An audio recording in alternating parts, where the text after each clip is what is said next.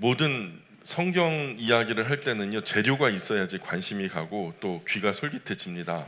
우리 어르신들 드라마 영화 좋아하시죠? 내가 즐겨 보는 드라마 이야기가 딱 저 지하철 끝에서 두 사람 세 사람이 도란도란 얘기하고 있으면요, 그 이야기가 다 들려요. 왜 들리냐면 내가 관심 있게 그걸 보니까. 성경 이야기도 마찬가지예요. 우리가 반드시 설교가 있기 전에 이 본문을 읽어와야 되는 이유가 그거예요. 내가 읽었던 내용이 나오니까 반드시 귀가 솔깃해지고 관심이 가는 거죠. 준비되지 않은 설교는요, 이 자리에 오실 때 설교자만 준비하는 것이 아니라 청중도 준비돼야 된단 말이죠. 그래서 오늘 본문을 꼭 읽어 오셨다면 아마 들리실 거예요. 그래서 읽어오지 않으셨다면 되게 어려우실 거예요. 그래서 제가 오늘은요, 읽어오지 못하신 분들까지도 좀 관심을 갖게 하기 위해서 지도를 한 장 제가 나눠드렸어요. 지도 보이시죠? 예, 요거를 성경에다가 잘 끼워 놓으시고 바울의 전도 여행 1차, 2차, 3차, 4차까지 마지막 이제 로마에 잡혀가기까지의 모든 여정을요, 요 지도 한 장에 다 남겨놨습니다. 그래서 사도행전 그리고 서신서를 읽을 때는요, 이것을 옆에다 펴놓고 읽으시면은 이해가 빨리 되겠죠. 그래서 이게 구하기 어려운 건데 구해서 드렸으니까 잘 간직하시기 바라요. 자, 고스에서 로도 보이세요 혹시? 네, 고스에서 로도로, 그리고 바다라. 그래서 결국에는 베니게까지. 그래서 베니게는 요즘 말로 페니키아라는 말 들어보셨어요? 페니키아, 베니게는 페니키아를 말해요.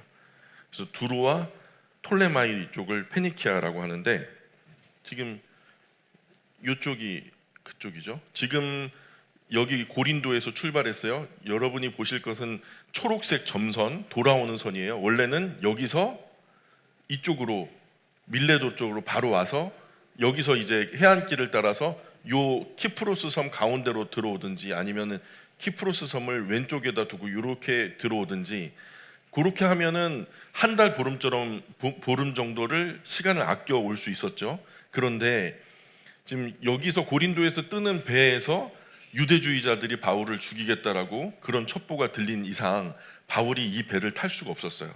뭐 인원도 많았고 보호해 줄 사람도 있었지만 불미스러운 일이 생기면 일단은 문제가 생기니까 그 문제를 피하기 위해서 바울이 다시 이 초록색 선을 따라서 유럽 쪽으로, 마게도냐 쪽으로 건너가죠. 이렇게. 그래서 보스포러스를 넘어와서 여기서 무시아, 뭐 버가모 이쪽으로 쭉 오죠. 요 해안선을 따라서 섬들에 들리고 결국에는 밀레도까지 오게 되죠. 그 밀레도에서 작별 인사하고요. 그죠? 지난 시간에 우리가 살펴봤어요. 그리고 그 다음에 이제 이렇게 요 초록색 선을 따라서 구브로, 여러분이 지금 이제 키프로스 섬이라고 하죠. 구브로 섬을 왼편에 둔다. 왼편에 두면은 구브로 섬을 바깥으로 돈다는 거예요. 지중해를 건널 때 바깥으로 들고 이제 잘라서 빨리 항해를 한다는 그런 의미죠. 그래서 그런데 두로에 들리는데 두로에 풀어야 할 짐이 있었던 것 같아요. 바울이 이 배를 전세 낸 게 아니잖아요. 바울과 및 다른 사람들도 이 배를 탔기 때문에 이 배가 소기의 목적이 있었을 거란 말이에요. 무역항이 두로에 있으니까 아마도 그 두로에 뭔가 짐을 부려야 할 그런 이유가 있었겠죠. 그렇게 시리아로 향하다가 두로항에 상륙해서 거기서 짐을 풀었다, 이런 얘기예요. 어렵지 않죠? 어려우세요? 예, 지도를 보면 쉬워요. 그냥 그렇게 왔다 생각하시면 좋아요. 21장 4절 한번 같이 읽어볼게요. 시작. 제자들을 찾아 거기서 이래를 머물더니 그 제자들이 성령의 감동으로 바울더러 예루살렘에 들어가지 말라 하더라. 예, 지금 어디에 상륙했대요? 3절 마지막에 두로에 들어왔어요. 두로. 근데 두로에도 누가 있어요? 바울의 제자들이 있어요. 21장 4절 보세요. 제자들을 찾아. 근데 누구의 제자들이에요? 바울의 제자들이에요. 거기서 바울이 가르쳤던 제자들을 여기서도 만나요.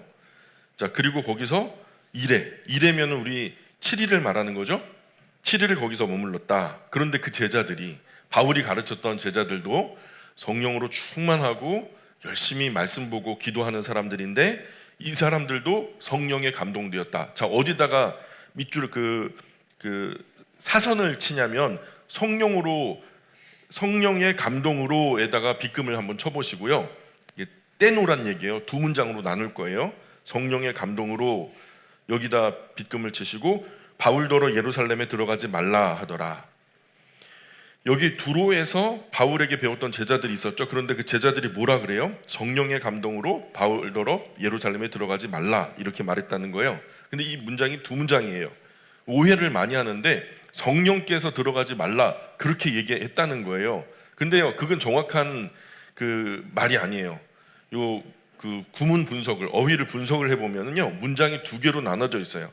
뭐냐면 첫 번째는 성령님께서 바울의 그 제자들에게 감동하셨다, 이게 한 문장이고요. 두 번째는 그 결과 제자들은 바울에게 예루살렘으로 들어가지 말라고 전했다라는 거예요. 자, 그러면 잘 분별하셔야 돼요. 좀 성령님께서 제자들에게 감동하셨어요.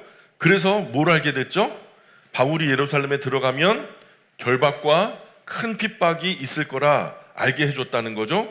그런데 제자들은 그 결박과 큰 핍박이 있을 거라는 것을 아니까요, 당연히 제자들의 생각에는 바울이 그곳에 들어가지 않았으면 좋겠죠.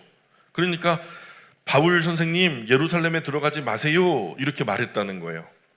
성령의 그 알게 하심에 따라서. 아니면은 정말로요, 성령님께서 예루살렘에 들어가지 말라 이렇게 하셨을 수도 있어요. 그런데 성령님께서 예루살렘에 들어가지 말아라 하셨다면은 들어가야 할까요? 말아야 할까요? 성령님께서 들어가지 말아라. 그럼 들어가지 않아야 맞는 것 아닌가요? 그런데도 바울이 예루살렘에 꾸역꾸역 들어갔다면 좀 미련한 짓이죠. 그런데 문장의 전체 흐름은 그런 분위기는 아닌 것 같아요. 원로 목사님이 아침에 좀 일찍 전화를 해요. 제가 아직도 자는데 전화를 하거든요.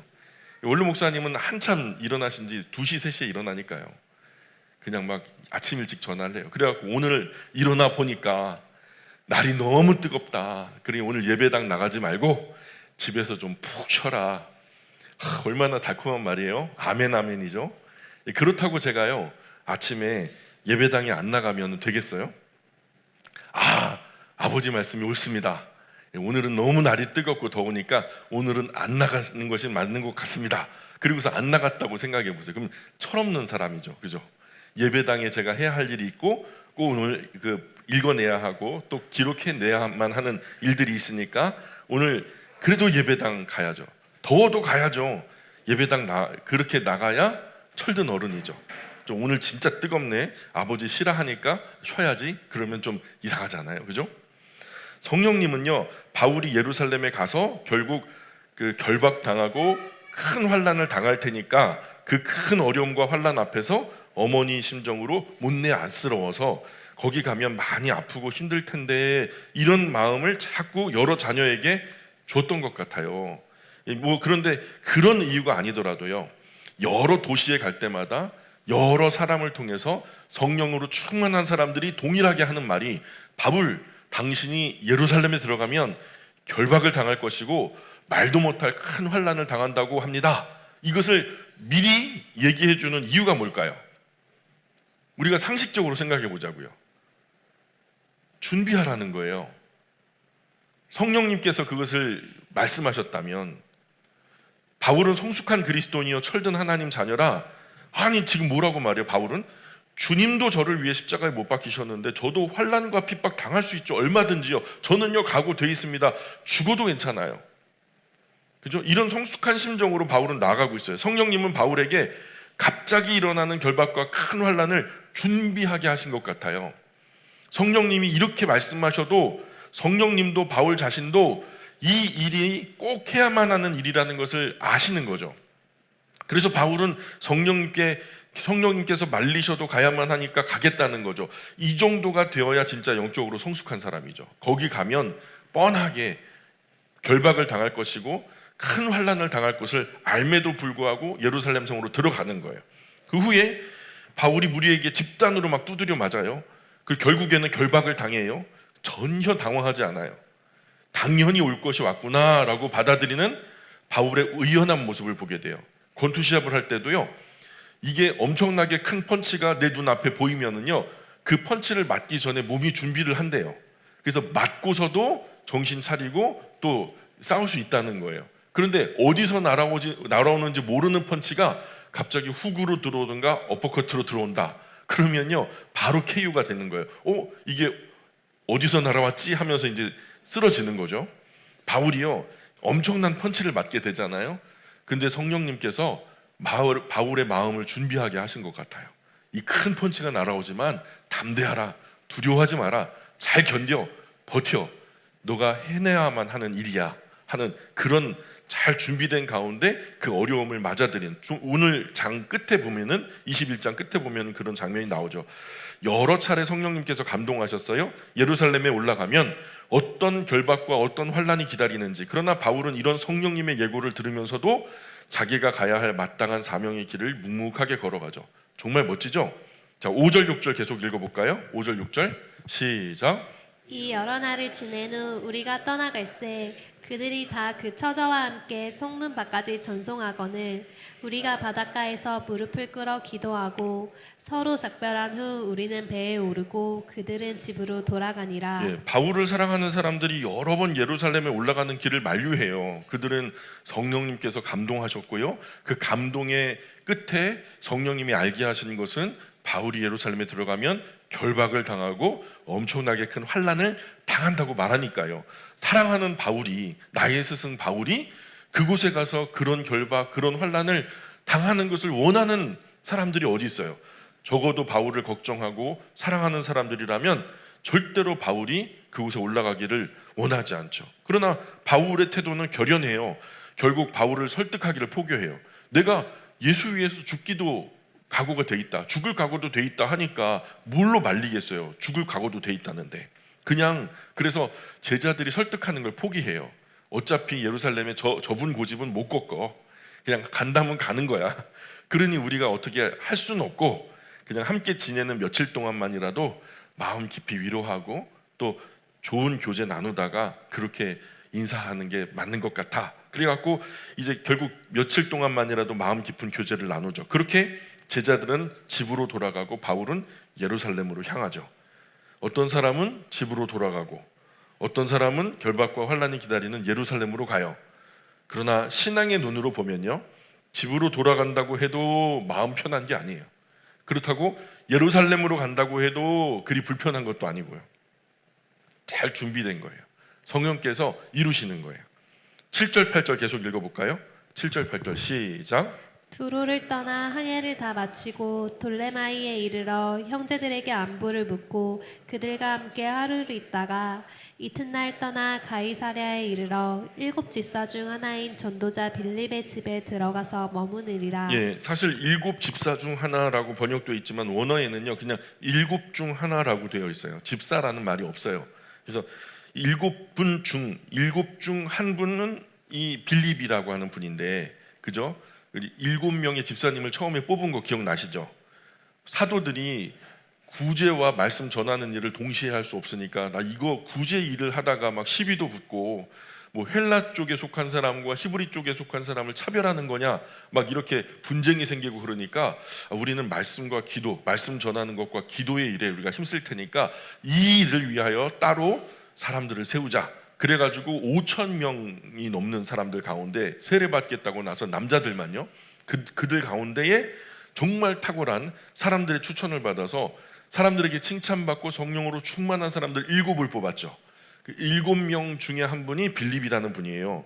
자, 그런데 이 빌립 집사님은요 굉장히 탁월한 게 전도하고 선교하는 것을 너무 잘해요. 여기 가서 전하고 저기 가서 전하고, 그래서 정말로 성령으로 충만한 분인데 이 7 집사님 이야기할 때 사도들보다 훨씬 더 탁월한 분들이라고 말씀드렸죠. 왜냐하면 사도들은요 갈릴리 벳세다 인근에서 다 한꺼번에 부르셨어요. 심지어는 형제도 있고요. 배움이요, 이 지역 자체가 배움이 많이 부족한 사람들이에요. 그러나 7 집사님들은요 예루살렘에서 수도잖아요. 거기서도 그 헌신되어진 5,000명의 남자들 중에서 성령으로 지혜로 충만하고 다른 사람들에게 칭찬받는 사람들 중에서 뽑힌 거니까요. 사도들보다 월등히 좋은 자질을 가진 사람들이죠. 학문적으로나 인격적으로나 모든 면에서 결코 사도들보다 못하지 않은 분들이잖아요. 어쨌든 바울이 가이사랴에 도착해서 7 집사님 중 그 빌립 집사님 댁에 유숙해요. 자, 그런데 9절, 10절, 11절 계속 읽어볼까요? 9절, 10절, 11절 시작. 그에게 딸 넷이 있으니 처녀로 예언하는 자라. 어느 날 머물러 있더니 아가보라 하는 한 선지자가 유대로부터 내려와 우리에게 와서 바울의 띠를 가져다가 자기 수족을 잡아매고 말하기를 성령이 말씀하시되 예루살렘에서 유대인들이 이같이 이 띠 임자를 결박하여 이방인의 손에 넘겨주리라 하거늘. 예, 빌립 집사님의 네 딸이 있어요. 딸만 넷인지 아니면 다른 형제도 있는지 모르지만 네 딸이 있는데 예언하는 사람이었다는 거예요. 성령님의 계시를 성령님께서 마음에 말씀하시면 그것을 사람들에게 전달하는 은사가 있었다는 거예요. 그들도 예루살렘에 들어가면 결박과 고난이 있다는 이야기를 했고요. 또 유대로부터 오는 선지자 아가보라는 사람도요, 아마도 성령이 감동하셔서 바울이 그런 어려움을 당할 거라는 것을 말씀해 주시니까 이 아가보라는 선지자가 바울의 띠를 가져다가 허리띠를 가져다가 자기의 손과 발을 묶어요. 그리고서 바울 앞에서 그 바울과 함께한 일행들 앞에서 시청각적으로 보여주는 거예요. 내가 이 띠로 손과 발을 결박한 것처럼 성령님 말씀에 이 띠의 주인이 예루살렘에 들어가게 되면 이 유대인이 이 띠의 임자를, 이 허리띠의 임자를 이렇게 결박할 것이고 이방인의 손에 넘겨줄 것입니다. 이렇게 예언을 한 거예요. 자, 우리 시대에도 예언을 한다는 분들이 참 많아요. 그런데 99.9% 다 거짓말입니다. 예, 우리 시대는요, 참 메시아 그리스도 구원자 예수님께서 오신 이후 시대예요. 성전의 실체이신 예수님께서 오셔서 완성된 성전의 시대에 우리가 살고 있어요. 그러니 특별하게 뭔가를 예표하는 계시나 세메이온, 사인 이런 것들이 사실 필요하지 않은 시대예요. 뭐냐면 성경 66권에 이미 충분하게 다 계시되어 있거든요. 그러니 달리 무슨 신비한 예언을 하고 비밀을 말하고 할 것이 없어요. 이미 성경에 다 나와 있어요. 그러니 어디 가서 예언의 은사를 받는다, 예언의 은사를 배운다 하면은 절대 안 돼요. 이때만 해도 신약 성경이 완성된 때예요, 완성되지 않은 때예요. 아직 완성되지 않은 때이기 때문에 성령님께서 친히 역사하셨어요. 그러나 성경이 완성된, 신약 성경, 구약 성경이 온전히 완성된 우리 시대는요, 사실 성경 한 권만으로 충분합니다. 자, 한번 따라해 볼까요? 성경 한 권으로 충분합니다. 그러니까 이제는요, 음성 듣거나 환상 보거나 뭐 그럴 필요가 없어요. 기적을 보거나 그럴 필요가 없다고요. 성경 한 권은 충분해요. 완전해요. 성경에는 미래를 점치거나 앞날의 기륭을 말하는 사람이 있다면 어떻게 하라고 안내해요? 당장 돌로 쳐 죽여라 그래요. 그게 안 좋은 거라는 거예요. 관상기도 한다는 권사님이요, 한 집사님을 가만히 보면서 이렇게 말했대요. 그 집사님 가만히 보더니요, 내가 집사님 위해서 기도하는데 당신 앞으로 자녀 때문에 울 일이 많은 것 같아. 성령께서 자기 마음에 말씀하시더래요. 그 집사님 얼굴, 권사님이 집사님 얼굴을 보면서 당신 이제 앞으로 자녀 때문에 울 일이 많을 것 같아. 근데 그 집사님 자녀가 5살, 7살이에요. 5살, 7살이에요. 자, 그런데 그 집사님이요, 뭐라고 저한테 와가지고 뭐라고 그래요? 목사님 진짜 용하죠? 진짜 울 일이 생기더라고요. 자녀 때문에 울 일이 생겼대요. 그래서 너무 신기했다나 뭐라나. 아니, 여기 부모님 중에, 여기 다 부모님 계시잖아요. 자녀 때문에 울지 않는 분 있으면 손 들어봐요. 자녀 때문에 울지 않는 분 있으면 손 들어보라고. 무슨 말 같지도 않은 얘기를 해요. 저도 예언할 수 있어요. 여름에는요, 물가를 조심하세요. 겨울에는요, 불을 조심하시고요. 뭐 그런 말 누구나 하죠. 당연한 말이죠. 부모가 자녀 때문에 많이 울죠. 집사님요, 제가 예언할게요. 그분처럼 저도 성경에 충만해서 예언의 은사가 있거든요. 집사님, 그때 그 집사님이 40 몇 살 됐는데 집사님께 그랬어요. 앞으로 수십 년 안에 집사님 죽습니다. 그랬더니 깜짝 놀라. 어머머, 어떡해요? 그럼 수십 년 안에 죽지, 그럼 몇백 년 안에 죽겠어요? 무슨 은사를 받았다는 사람이 예언하고 점치고 관상기도 한다면 다 헛소리니까 결연하게 그냥 끊고 뒤돌아 서세요. 절대로 여러분 영혼에 도움이 되지 않는 사람들이에요. 예, 무당이고 하나님 이름 팔아서 먹고 사는 사람들이니까 기도원이나 뭐 어떤 대인관계 속에서 내가 기도를 하다 보니까 집사님 이런 것 같아 저런 것 절대 그런 말 믿지 마세요. 여러분, 그리고 여러분 기도는요, 여러분 자신이 제일 잘 알아요. 그리고 그만큼 깊이 있게 절실하게 기도할 수 있는 사람은요, 내가 내 사정 잘하니까 내가 기도하는 것이 훨씬 더 탁월해요. 내 기도는 내가 하자. 그래야 돼요. 기도 열심히 하는 권사님들한테 의지하지 말고요. 그래서 우리가 새벽 기도에 없앴잖아요. 기도하는 분 뭐 두세 분한테 다 의지할 거면은 일주일 내내 그냥 놀고 먹고 오다가 기도 제목 던져놓고 기도하는 권사님들한테 다 밀어놓으면요, 그게 뭐예요? 그게 신앙생활 내가 하는 거지 뭐 남이 해주는 건가? 어쨌든 바울이 예루살렘에 가면 결박과 큰 어려움이 있겠네, 이것을 우리가 좀 알게 됐죠. 자, 12절 보세요. 12절 읽어봅니다. 시작. 우리가 그 말을 듣고 그곳 사람들과 더불어 바울에게 예루살렘으로 올라가지 말라 권하니. 예, 누가와 및 예루살렘 교회까지 구제 헌금을 전달하러 가는, 함께 가는 일행이죠. 바울 혼자만 가는 게 아니에요. 누가도 함께 가고 그 각 교회의 구제 헌금 때문에 재정 담당자들이 한두 명씩 붙었으니까 일행이 꽤 많다는 거예요. 적어도 10수명이 바울과 함께한 일행들이에요. 자, 그런데 그 빌립과 네 딸 아가보도 바울을 강하게 만류해요. 올라가지 말아라. 성령께서 이렇게 말씀하신 건, 이런 결박과 이런 환란이 있다는 것을 미리 말씀하신 건 당신 보고 올라가지 말라는 얘기다, 이렇게 얘기하죠. 그런데 13절 14절 계속 읽어봅니다. 시작. 바울이 대답하되 여러분이 어찌하여 울어 내 마음을 상하게 하느냐. 나는 주 예수의 이름을 위하여 결박당할 뿐 아니라 예루살렘에서 죽을 것도 각오하였느라 하니 그가 권함을 받지 아니하므로 우리가 주의 뜻대로 이루어지이다 하고 그쳤노라. 예, 또 그렇죠. 전에도 그렇게 강권했지만은 또 만류를 하면서 왜 모두 울면서 제 마음을 아프게 합니까? 저는 나의 주님 예수님 이름을 위해 결박은 물론이고 예루살렘에서 죽을 각오도 되어 있습니다. 그러니까 이제 그만하세요. 그러니까 그들의 권면을 받지 않겠다는 거죠. 바울이 그들의 만류와 권면을 듣지 않아서 사람들이 아유, 도대체 말을 안 들으셔. 그냥 큰일 날 건데, 아유, 어려움 당할 건데 하면서 막 사람들이 어쩔 줄 몰라 하면서 절대로 바울의 고집을 꺾지 못하니까 함께한 사람들이 마지막으로 뭐라 그랬대요? 주님 뜻대로 되기를 원합니다 하고 권면하기를 그쳤다는 거예요. 자, 우리가 잃어버린 말이에요. 한번 같이 해볼까요? 주님 뜻대로 되기를 원합니다. 시작. 다시, 주님 뜻대로 되기를 원합니다. 어느 사안에 대해서요, 어느 정도 나의 생각과 의견을 주장할 수도 있죠. 그런데 내가 어떻게 할 수 없는 상황이 이르면 그때는 주님 뜻대로 되기를 원합니다 하면서 내려놓을 줄도 알아야 그리스도인이에요.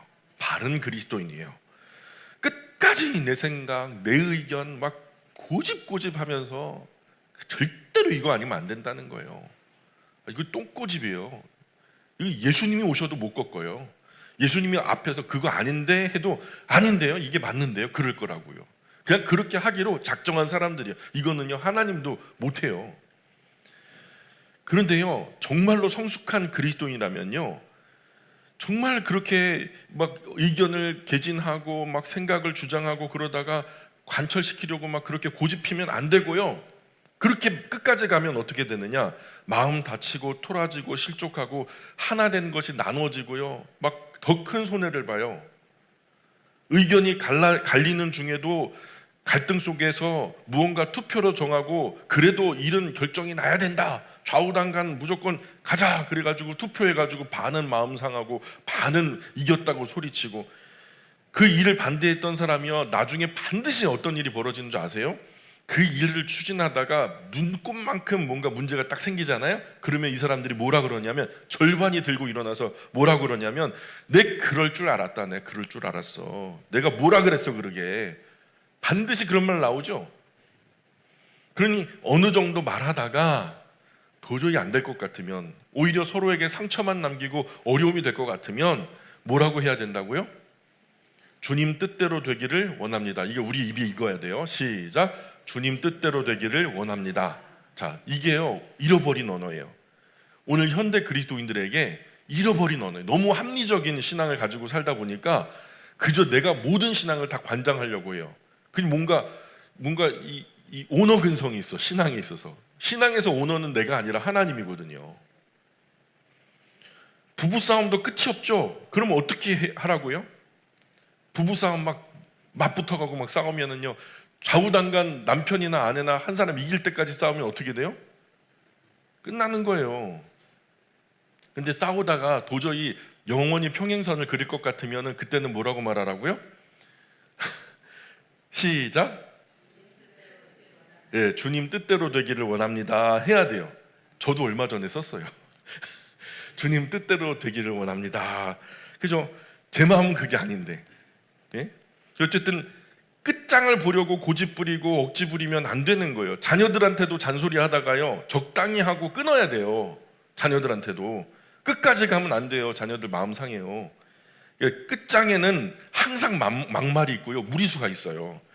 막말 끝에 과격한 언행이 있고요, 그것들이 사람의 관계를 상처받게 하거든요. 그러면 그 마음에 큰 상처를 받고 영 회복되지 않는 수가 있어요. 그러니까 적당히 하다가 그칠 줄 알아야 돼요. 잃은 마음 회복하기가 어렵거든요. 잃기 전에 이게 도저히 말로써 해결되지 않을 것 같으면 뭐라고 해야 된다고요?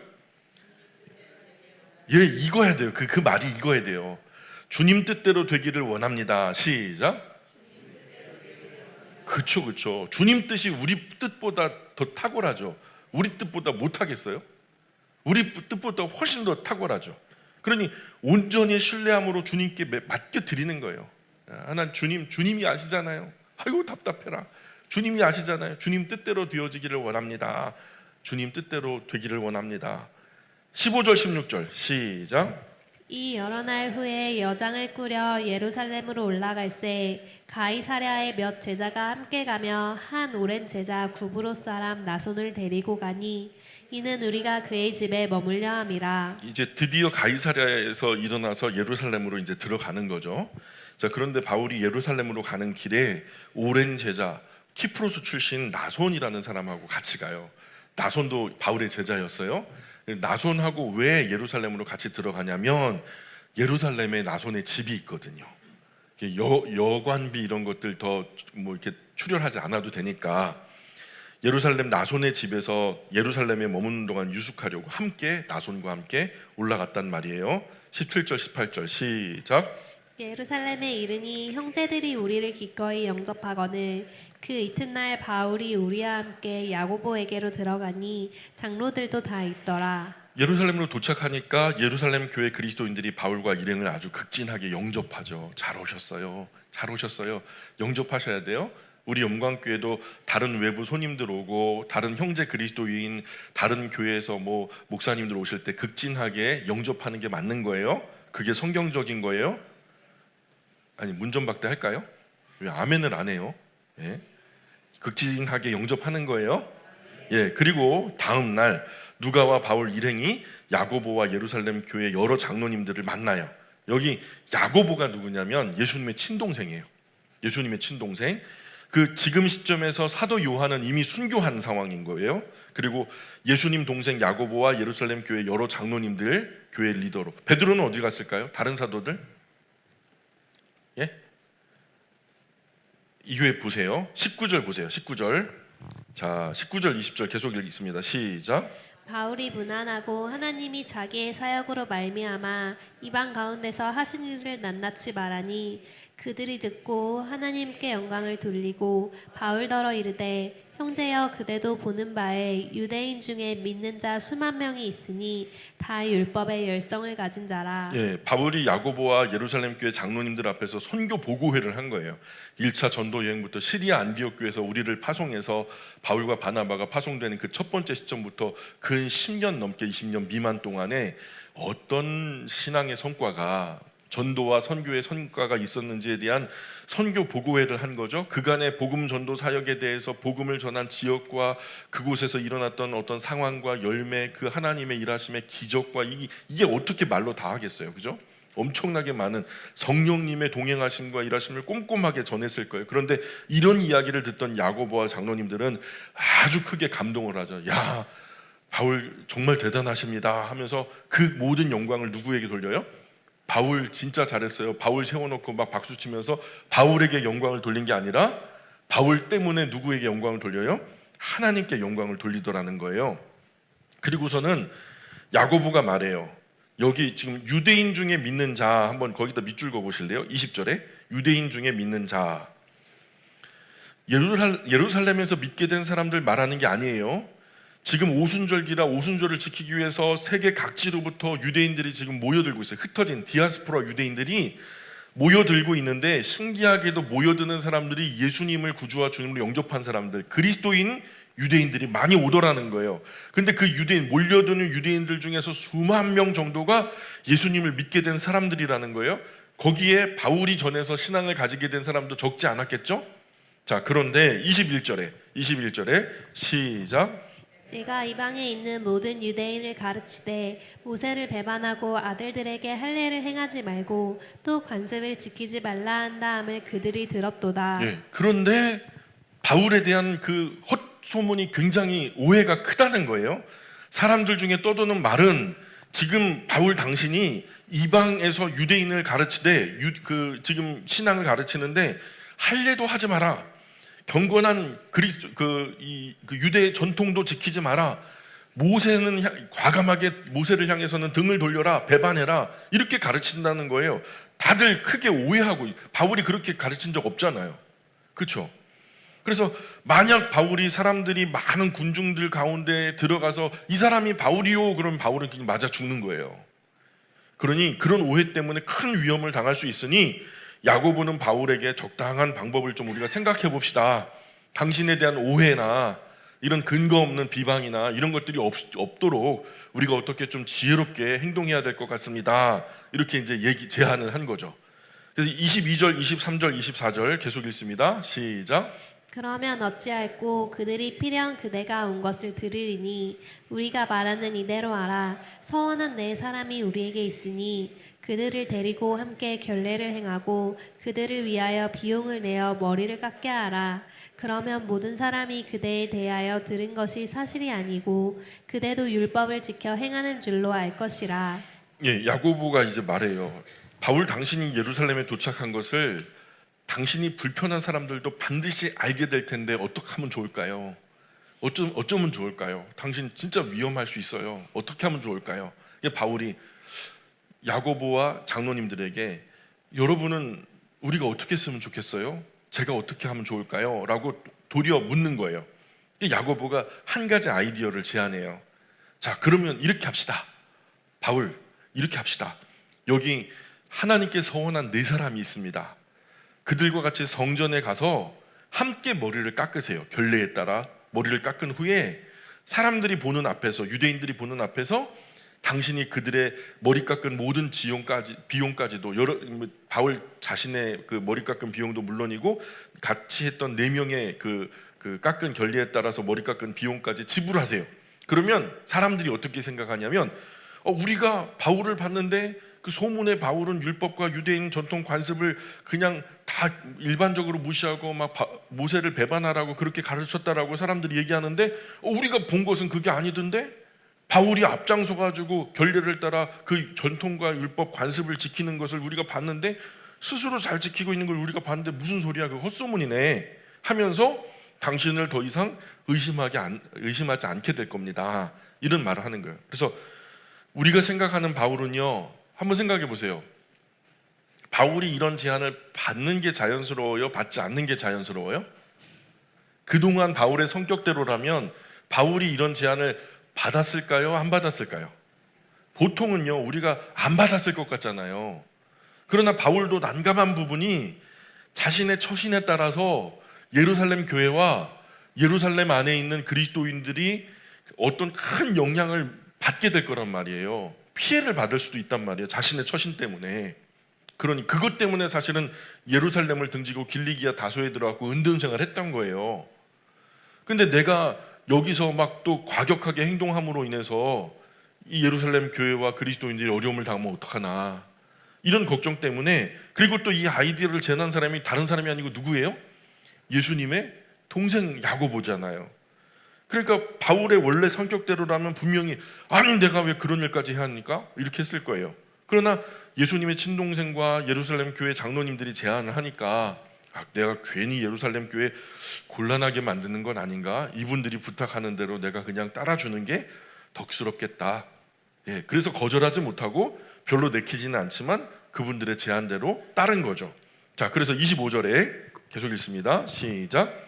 주를 믿는 이방인에게는 우리가 우상의 제물과 피와 목매어 죽인 것과 음행을 피할 것을 결의하고 편지하였느니라 하니. 이미 이것은 해결된 거예요. 1차 예루살렘 총회 때 시리아 안디옥 교회에서 우리가 할례를 받는 것이 맞냐, 할례를 받지 않는 것이 맞냐, 이것 때문에 이 찬성파 반대파가 예루살렘까지 와갖고 사도들의 판단을 받기를 여기서도 야고보와 베드로가 앞장서 가지고 자기의 개인적인 경험과 또 보편적인 상황을 미루어 보건대 이 이방인들에게 무거운 율법의 굴레를 씌우지 말자. 그들에게 율법의 무거운 멍에를 씌우지 말자.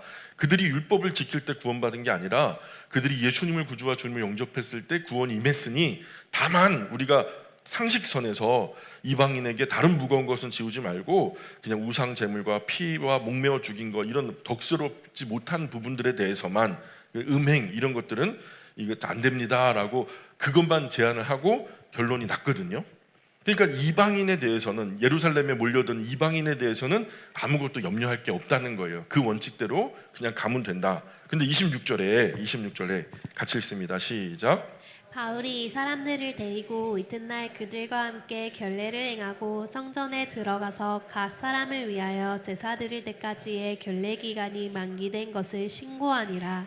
바울은 야고보와 장로님들의 제안을 받아들여서 다음날 야고보가 말한 네 사람 서원했던 네 사람과 성전에 가서 사람들이 보는 앞에서 성전에 가서 이제 의식을 치르죠. 그리고 그들과 함께 정결 예식이 끝나는 7일 뒤에 희생 제물까지 하나님께 바치겠다고 하고 심지어는 그들이 깎은 머리 비용도 바울이 지불하고 사람들 앞에서 많은 유대인이 보는 앞에서 서약까지 한 거예요. 그러니까 바울이 율법을 지켰어요, 어겼어요? 잘 지켰죠. 근데 그때 바울을 죽이기로 작정한 유대주의자들이 그 안에 있었을까요, 없었을까요? 있었는데요. 원칙대로라면 바울이 그것을 무시하면 율법을 지키지 않는다 하면서 그 자리에서 그냥 직접 처형하는 거예요. 이놈이 그놈이다 하면서. 그런데 이 결례를 지키네 보란 듯이. 그러니까 이게 그것으로는 걸 수가 없어요. 그래가지고 뭘 거냐면 급하게 우회해서 다른 걸로 걸어요. 뭘로 거냐? 27절 28절 읽어봅니다. 시작. 그 이래가 거의 참에 아시아로부터 온 유대인들이 성전에서 바울을 보고 모든 무리를 충동하여 그를 붙들고 외치되 이스라엘 사람들아 도우라. 이 사람은 각처에서 우리 백성과 율법과 이곳을 비방하여 모든 사람을 가르치는 곳인데 또 헬라인을 데리고 성전에 들어가서 이 거룩한 곳을 더럽혔다 하니. 약속했던 7일이 차서 바울이 희생제물을 하나님께 바치러 오니까 먼저는 율법을 지키지 않는 것 때문에 걸어서 어떻게 제거할까 했는데 율법을 아주 꼼꼼하게 잘 지켰거든요. 그리고 7일 후에 와서 희생제물까지 바치리라 예언한 그 서원한 대로 희생제물을 바치러 오니까 이미 그 소식을 알고 듣고 바울을 제거하려는 유대주의자들이 마치 예수님을 십자가에 못 박아 죽일 때처럼 여러 사람을 이미 섭외해 놨어요. 그리고 세력을 만들어 놨어. 아주 준비도 단단히 해가지고 바울 오는 것을 확인하고 큰 소리로 군중들 속에 바울 왔어? 어디까지 왔어? 거기까지 왔어?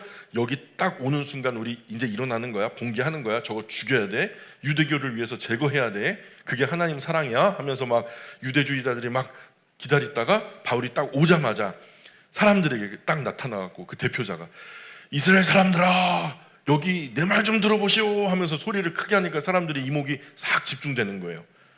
지금 우리가 붙든 이 사람은 우리 민족을 배신하고 모든 사람에게 유대인의 율법을 거역하라고 가르치는 사람이요.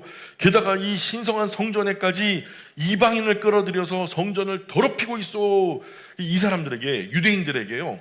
이방인이 성전 안으로 들어온다는 것은 성전이 더럽혀진다라는 그런 그 신성 모독적인 그 개념이 있거든요. 근데 지금요, 바울이 이방인을 성전 안으로 데리고 들어왔어요? 그거 한번 이렇게 팩트 체크를 해보자는 거예요. 바울이 이방인을 성전 안으로 데리고 들어왔어요? 바울과 함께 한 4명의 사람들은 어떤 사람들이에요? 서원을 행하기 원했던 사람들은 다 유대인들이었죠. 이방인이 아니었어요. 헬라 사람이 아니었단 말이에요. 모두 유대인이었어요. 헬라 사람은 한 사람도 없었어요. 그런데 왜 이렇게 말할까요? 왜냐하면 이 사람들이 바울 뒤를 졸졸졸 쫓아다니면서 미행을 하면서 바울의 흠이나 티를 잡아내려고 얼마나 노력했는지 몰라요. 그런데 29절에 볼까요? 29절 시작.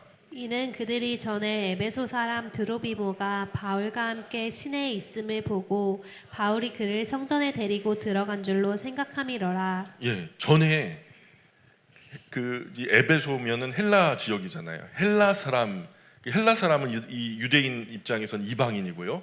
그 드로비모가 바울과 함께 있는 것을 보고 예루살렘 성전에 들어갈 때 이 드로비모가 함께 동행했을 것이다. 예, 전에 그렇게 봤으니 반드시 성전 안으로도 그를 데리고 들어왔을 것이다라고 착각한 거예요. 그리고 드로비모는 이방 사람이니까 그런데 그 자리에 없었거든요. 기본적인 팩트 체크도 없이 예수님 때처럼 바울을 제거하기 위해서 군중을 선동하죠. 그가 이방인을 예루살렘 그 거룩한 성전 안으로 데리고 들어왔다. 이 성전의 거룩성을 이 바울이라는 나쁜 놈이 훼손했다. 그래서 당장 즉결 처형해야 된다. 막 그렇게 봉기를 한 거죠. 그래서 30절 시작. 온 성이 소동하여 백성이 달려와 모여 바울을 잡아 성전 밖으로 끌고 나가니 문들이 곧 닫히더라. 예, 성전 안에서 당장 바울과 그 일행들을 다 끄집어낸 거예요. 어디 더러운 사람이 말이야. 이방인을 데리고 성전에 들어가 하면서 이제 오순절기로 수많은 인파가 복잡한 이 예루살렘 성이 바울로 인해서 그냥 더 큰 소동이 일어난 거예요. 막 북적북적. 이 무법한 사람은요, 극악무도한 사람들은요, 막 사람들이 북적북적할 때 그냥 너도 모르고 나도 모를 때 그냥 해치워 버리거든요. 예수님 때처럼. 그 유대인들이 막 달려들어 가지고 바울을 잡고 성전 밖으로 끌고 나가요. 그리고 성전 문들을 닫아 버려요. 이 바울 때문에 오순절기를 지키러 온 사람들도 졸지에 오도 가도 못하게 되는 거죠. 성전의 문이 닫혀버린 거예요. 오순절기를 지키려면 성전 안으로 들어가야 되는데. 어쨌든 31절 32절 계속 읽어볼게요. 31절 32절 시작. 그들이 그를 죽이려 할 때에 온 예루살렘이 요란하다는 소문이 군대의 천부장에게 들림에 그가 급히 군인들과 백부장들을 거느리고 달려내려가니 그들이 천부장과 군인들을 보고 바울치기를 그치는지라. 예, 이제 군중은요 사실 여부가 중요하지 않아요. 이 팩트 체크 그런 거 의미가 없어요. 다만 바울이 죽기를 바래요. 그래서 31절 처음에 들어갈 때도 그들이 그를 죽이려고 할 때 죽이려는 마음이 있는 거예요. 실제로 죽었으면 좋겠다. 그런 마음으로 바울이 죽기를 바라면서 두드려 패기 시작한 거죠. 이 큰 소동 때문에 이 소문을 예루살렘 성을 관할하는 로마의 천부장이 듣게 됐죠. 그래서 급하게 군인들과 백부장들을 거느리고 소동의 현장으로 달려가요.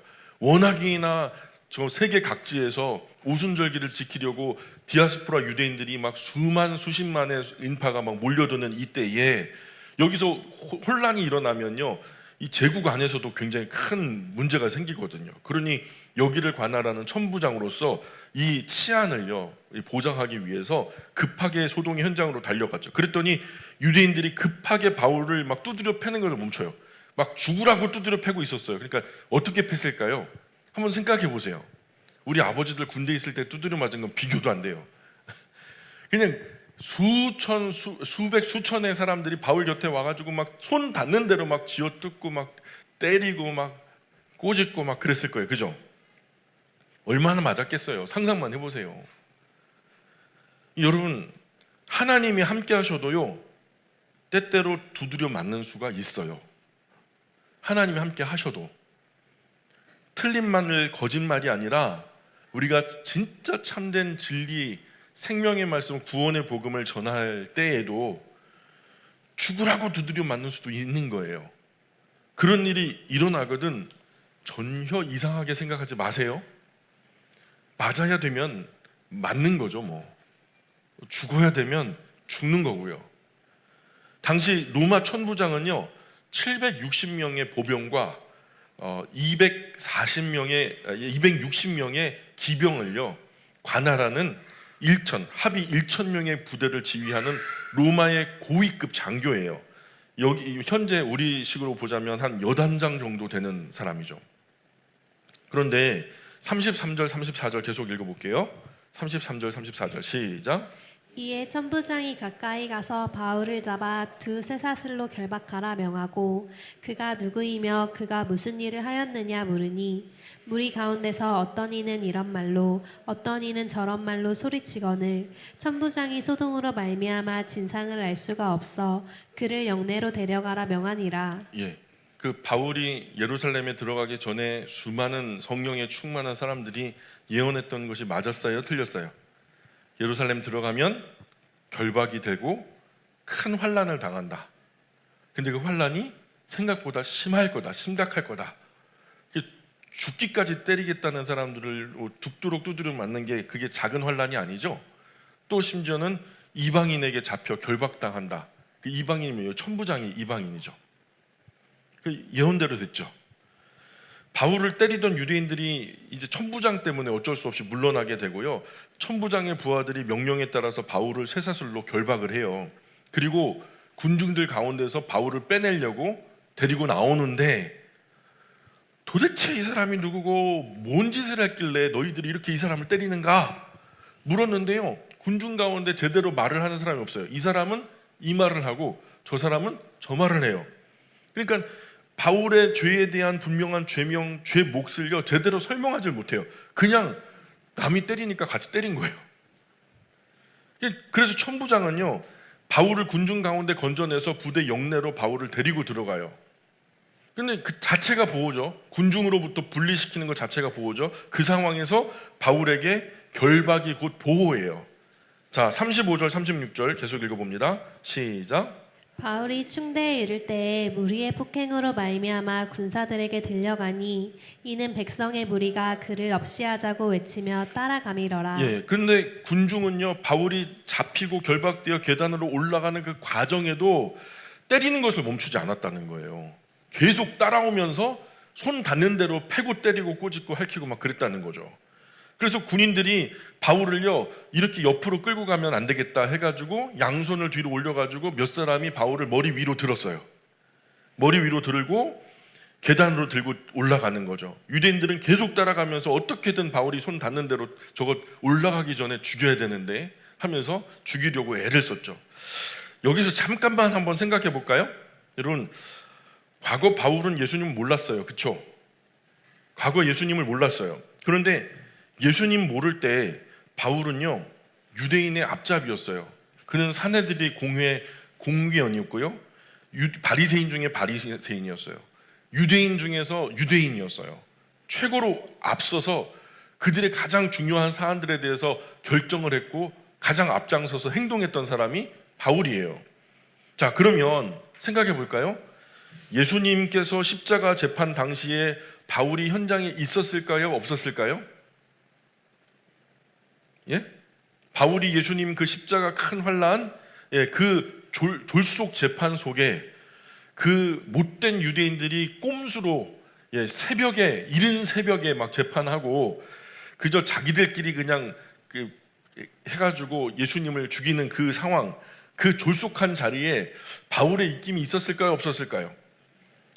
그 사형 집행 자리까지 저는요 99% 바울은 동행했다고 봐요. 만약 바울이 현장에 있었다면 그 누구보다도 가까이에서 그 군중들 속에서 예수님을 때리고 침뱉고 고통스럽게 했을 거라고 충분히 예상이 되죠.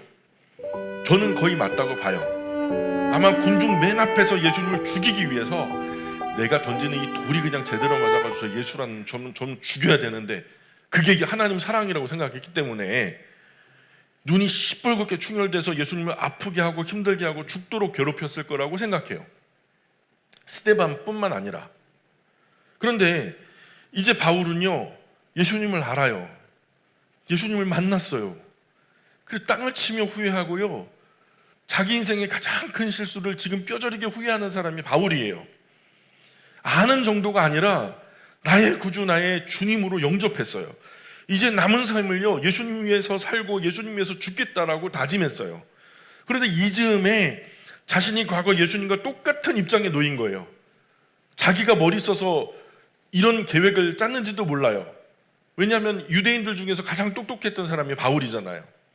그렇게 하면 예수는 제거됩니다 했던 그대로 군중들 속에서 십자가에 못 박아라 못 박아라, 왜 그러는데 못 박아라 왜 그러냐고, 몰라 그냥 죽여라 그런 거잖아요. 지금 바울도 그런 거잖아요. 예수님과 똑같은 입장에 놓인 바울은요, 무슨 생각을 했을까요? 어떤 마음이 들었을까요? 아마도 바울은 예수님을 아주 깊이 생각하게 됐을 거예요. 그 누구도 이런 상황을 흔하게 만나지 못하잖아요. 이런 일을 경험하신 분 있어요? 흔한 경험은 아니거든요.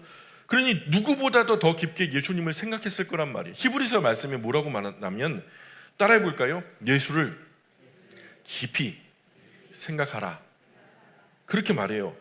그러므로 함께 하늘의 부르심을 받은 거룩한 형제들아, 우리가 믿는 도리의 사도시며 대제사장이신 예수를 깊이 생각하라. 바울이 아마 이런 깊은 생각을 통해서 예수님을 더 깊이 알고 그분의 더 깊은 사랑을 깨닫게 된 이후에 우리가 예수님을 향해서 생각하는 거 그냥 상투적으로, 피상적으로, 추상적으로 얕게 생각하지 말고 예수님을 향해서 아주 깊은 생각을 가져야 된다. 우리 당하는 의로운 고난 앞에서 예수님을 생각하자고요. 그리스도인들, 바울만 아니라 우리도 우리 남은 삶의 모든 기회를요, 예수님을 깊이 생각하는 기회로 삼아야 잘하는 거죠. 우리가 고난 당할 때, 우리가 슬픔 당할 때 예수님의 고난과 슬픔을 떠올려야죠. 자, 37절 38절 계속 읽어볼게요. 시작. 바울을 데리고 영내로 들어가려 할 그때에 바울이 천부장에게 이르되 내가 당신에게 말할 수 있느냐, 이르되 내가 헬라말을 아느냐. 그러면 내가 이전에 수요를 일으켜 자객 4,000명을 거느리고 광야로 가던 애굽인이 아니냐. 예, 천부장이 바울을 데리고 이제 군중으로부터 완전히 분리가 이루어졌고 영내로 들어가면은 군대 안에서 보초가 서 있고 군중이 그 안으로는 들어오지 못하니까요. 군중들의 소음이 점차 줄어들고 바울이 안전하게 이제 분리가 된 이후에 바울이 천부장에게 말해요. 좀 부탁을 하기를, 제가 좀 부탁드릴게요. 제가 말 좀 해도 되겠습니까? 라는 말을요, 헬라말로, 유창한 헬라말로, 우리식으로 보면은 얼굴은 한국 사람인데 그저 미국 사람에게요, 영어권의 사람에게요, 네이티브 랭귀저처럼 막 그냥 말 그대로 본토 발음으로 내가 좀 말 좀 해도 되겠습니까? 막 이렇게 얘기를 했다고 생각해 보세요. 천부장이 깜짝 놀라는 거예요. 이거 어떻게 이렇게 유창하게 헬라말을 할까? 그래서 예루살렘 성 안에 절기 기득권 가지고 물고 뜯고 하는 골치 아픈 유대인 중에 한 사람이다. 아주 그냥 골수분자 히브리인일 것이다. 이렇게 생각했는데 유창한 헬라어로 제가 말 좀 해도 되겠습니까? 이렇게 요청하니까요, 이 천부장이 당신 어떻게 헬라말을 그렇게 잘해? 혹시 당신 수년 전에 반란 일으키고 암살자 4,000명과 함께 광야로 도망쳤던 그 이집트 사람 아니야? 라고 이제 묻죠. 당시 기록에 이 사건이 나와요. 이 사건이 나오는데 그 사람, 그렇게 이 4,000명의 암살자와 함께 광야로 도망갔던 이집트 사람이요, 그를 따르던 추종자가 30만 명이 됐대요. 30만 명. 이 소 뒷걸음질 치다가 쥐잡는 격으로 이 천부장이 우연히도 이 대단한 어떤 테러리스트의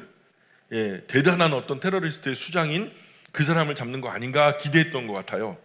무슨 대단한 죄인을 우연하게 체포하는 거 아닌가 해서 바울에게 물었는데 39절에 바울이 뭐라고 대답해요? 시작.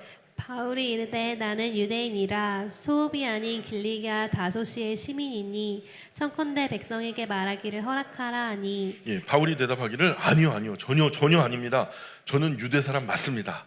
그러나 저는 작은 도시 출신이 아니고요, 뭐 선생님도 아시겠지만은 큰 도시 길리기아 다소 출신입니다.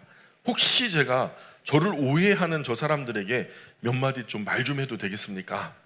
좀 너무 억울해서 말 좀 하고 싶습니다. 이렇게 말하는 거죠. 그랬더니 40절에 같이 있습니다. 시작. 천부장이 허락하거늘 바울이 층대 위에 서서 백성에게 손짓하여 매우 조용히 한 후에 히브리 말로 말하니라. 예, 천부장이 허락하죠. 그래, 말해봐라. 그냥 뭐 그렇게 맞았으니까 말할 자격도 있지 뭐. 그래서 말하라 했는데 바울이 이제 계단 위에 서서 사람들이 다 내려다 보이는 곳에서 바울이 두 손을 들고 진정을 시켜요. 조용히 하세요. 제가 한마디 하겠습니다. 사람들이 조용히 손짓에 따라 광분하던 유대인들이 잠잠해져요. 그리고 유대인의 말, 히브리 말로요. 방금 전엔 헬라 말로 유창하게 천부장이 말하던 그 바울이요, 말을 확 바꾸더니 히브리 말로 또 유창하게 유대인들에게 말하는 거예요. 무슨 말을 했을까요? 무슨 말을 했는지는 to be continue, 다음 주에 그 한번 먼저 읽어보시고요. 이 분명한 것은 바울이 이 기회를 통해서 자신의 무지함을 얘기하는 게 아니라 이 마지막 곧 있으면 죽을지도 모르는 이 절박한 상황에서도 까짓것 죽으면 죽는 거야, 이 자리에서도 예수님이 나타나면 좋겠어 하면서 예수 이야기를 한다는 거죠. 그가 어떻게 그 말을 하는지 우리가 다음 주에 한번 계속해서 나누도록 하겠습니다. 기도할게요. 귀하신 하나님, 은혜와 사랑을 감사합니다. 부족한 저희들 짧은 100년 미만의 삶을 살면서 그리스도인으로서 하나님의 영광, 그 나라를 위하여 눈꽃만큼의 핍박도 손해도 피해도 없이 지금까지 하나님의 돌보심 가운데 잘 지내왔습니다. 그러나 남은 삶도 이렇게 평안하게 살 것이 아니라 저희를 들어 하나님의 영광의 도구로 쓰실 때에는 분명히 바울처럼 어려움도 핍박도 눈물도 슬픔도 또 이 거룩한 나라를 세우기 위한 저희들의 봉사를 방해하는 온갖 악한 더러운 영과 귀신들이 또 많은 더러운 사람들을 사주하여서 우리를 어렵게 하고 힘들게 할 수도 있겠지만, 그러나 하나님, 바울처럼 결연하게 살면 사는 것이고 죽으면 죽는 것이고 주님 나라 영광을 위하여서 남은 삶을 던질 수 있는 헌신되어진 마음, 순교자의 심정, 예수님의 마음을 허락하여 주시기를 소망합니다. 그래서 하나님 남은 삶이 하나님께 영광이 되었으면 좋겠고 영원한 하나님의 나라 그 뜻을 세우는 일에 저희들의 남은 삶이 일조되었으면 좋겠습니다. 귀하신 하나님, 이런 마음을 가지고 주님 사랑하는 마음으로 오늘도 주님 앞에 달려나와 예배하는 하나님의 사랑하는 자녀들 머리 위에 큰 은혜와 복을 더하여 주시고, 또한 하나님 사랑하여서 귀한 물질과 헌신과 봉사 충성으로 숨은 곳에서 봉사하며 주님 영광을 나타내는 귀한 손길들마다 하나님 행한 그것으로 만배로 갚아주시고 남은 평생 동안에 많은 사람들에게 퍼주고 나누어 주어도 부족함이 없고 다함이 없는 풍성함으로 채워주시사 그 손길들마다 복이 되게 도와주시고 그들이 선 곳 사방팔방으로 거룩한 영향력을 미치는 복된 하나님의 자녀들 모두 될 수 있도록 은혜를 더하여 주옵소서. 하나님만 영광 받으셨으면 좋겠습니다. 감사하며 예수님 이름으로 기도합니다. 아멘.